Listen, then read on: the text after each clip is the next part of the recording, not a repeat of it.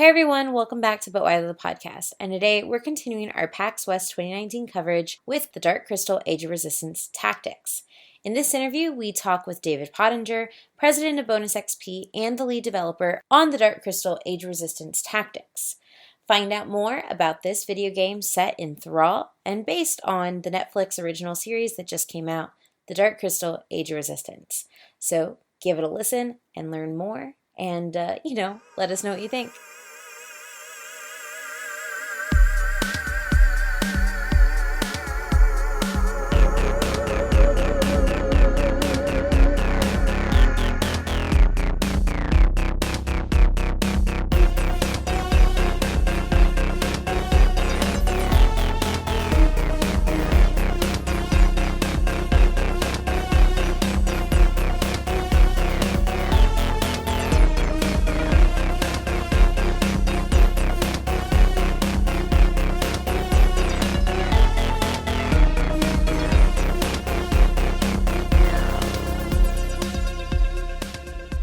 I'm Dave Pottinger. I'm the president of Bonus XP and the game director for Dark Crystal.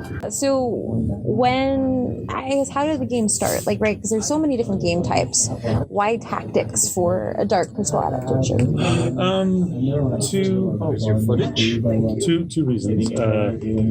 One is what our concept artist wanted to do, and two, it made sense with the richness of the lore and the amount of content in the world. It's a way where you can get up close and personal with characters, and it felt like a really good attachment to the franchise. But it turns out, with close to 40 years of Dark Crystal stuff, there's just a lot to pull from, and that kind of rich background gives us a lot of different characters and creatures to use in a game like this. So it turned out to be both just what we wanted to do. We have a long history of strategy games, and it's a good match mechanically too. Yeah. My big question is why fizz gigs? That seems like when it comes to adding them to the game as one of the characters, right? Why choose fizz gigs as something to add? Because they seem very different than a podling and a gelfling. That's exactly the answer. They're different and furry and cute, and in a game, in part of the Dark Crystal, I think the greatness of the idea is it's this big, particularly with the Netflix season, it's this big, expansive, lush, beautiful world that has a massively dark story paired with it, right? And we use the fizz gigs a lot for levity. And they bring some factors to the world that if it's all gelflings and Skeksis fighting and stuff like that, it gets a little dour. And so the fizz gigs are great for they have a buffing ability called this will probably change. It's called lick 'em up now, and they kind of crouch and they bounce up and they lick somebody next to them. It gives them a bonus, and it's just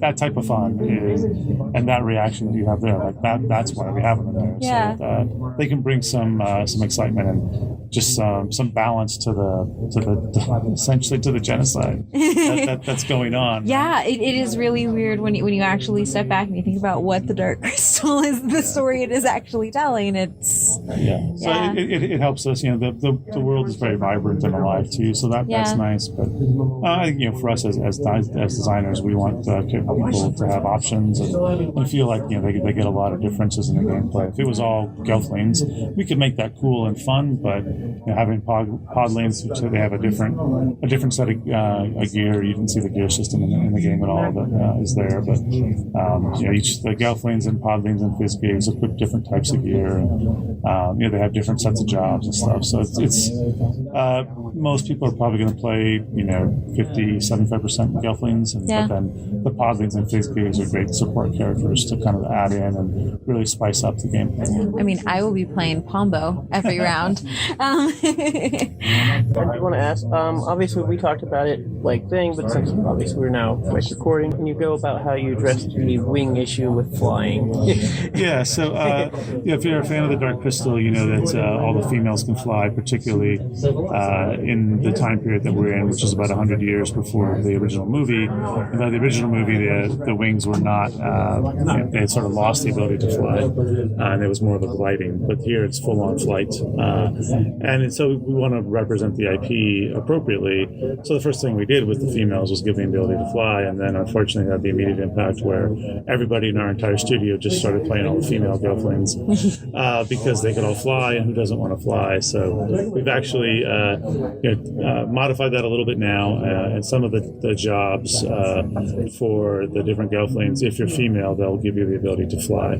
So they do have an advantage over their male counterparts, but those jobs are designed with that in mind, so that in the end it's still all balanced, and you have a reason to pick some of the other Gelflings that you otherwise wouldn't pick.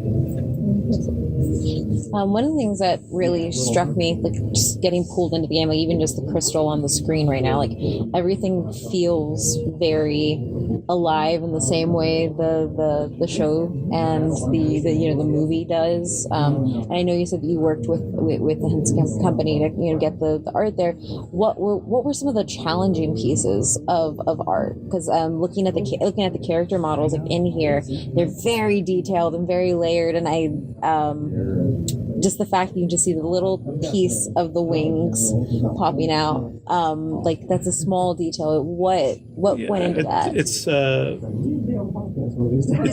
not exactly the most straightforward answer to that question, but I think as fans of the show and the movies and the books and stuff ourselves, in some ways the biggest challenge is making sure we do it justice. Yeah.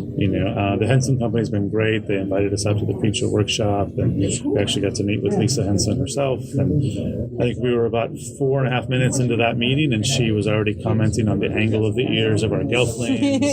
and they are, of course, super into it, and they're the best authority in the world on it. So it was fantastic. And since then, we've been giving them character designs, and they've been giving us feedback on our concepts. And we have to extend their world in some ways that it hasn't been extended before. A game is not a movie, and we need some different varieties and things like that. But we wanted to feel, supremely Dark Crystal all the way through.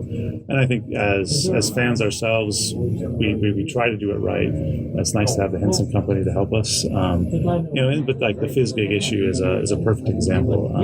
Normally the Fizzgigs would be so small that when we put them in the game that way, we just couldn't see them.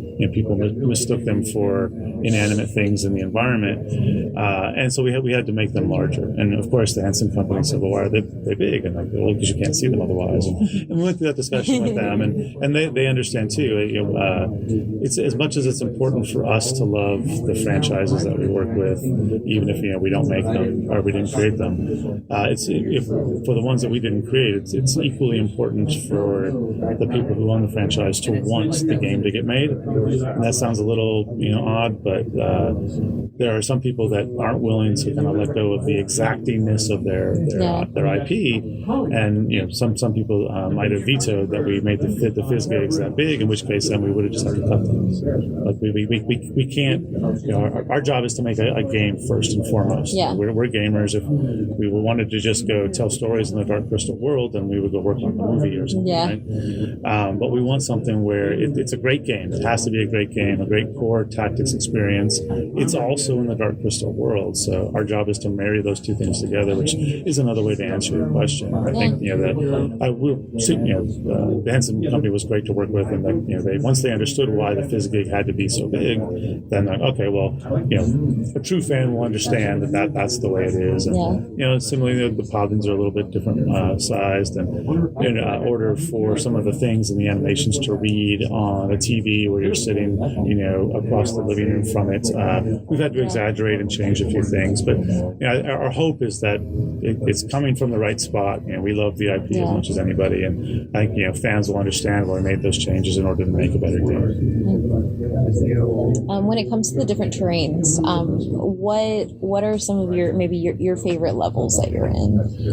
So we have some of the environments that you would expect from the movie if you haven't had a chance to see the series. The Crystal Castle figures prominently in a lot of the levels. But one of the big things with the new season, which that's in our game, and then we have a bunch of other content that we've added to kind of flesh that out, is this idea that the clans are not unified.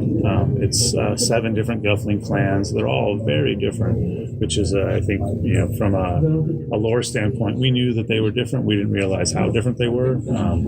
And so that's been kind of a fun thing for us to discover, and one of the things that we think that fans, as they watch the Netflix series, are going to be excited about too. So when you are going through the world map and you're picking different missions, we have a different terrain for each Gelfling clan, essentially each terrain zone. There's a really cool desert map type. You played on what we call the Stone in the Wood terrain, which is wooded and cliffs, and it's always kind of like a beautiful fall, despite the attacking and fighting. There's we're talking about the Drenchen and their swamp territory and things like that. There's just a lot of fun places we can go in the world of Thra. With they all have different creatures and different elements that we can exploit for fun gameplay. So, kind of to extend on that, obviously we have all these different environments, and we kind of saw just from the height of like how it plays in the game. So, like, how do all these? How much does the environment, play in this game? It's actually one of the big features that we are kind of amplifying from a tactics standpoint. We are clearly inspired by classics like Final Fantasy Tactics, and to some extent, it's the trick is always how do we do an homage to that, and where do we change it, and where do we add things. So adding dynamic terrain elements, boulders that you can roll to fill gaps, and then you can walk over them.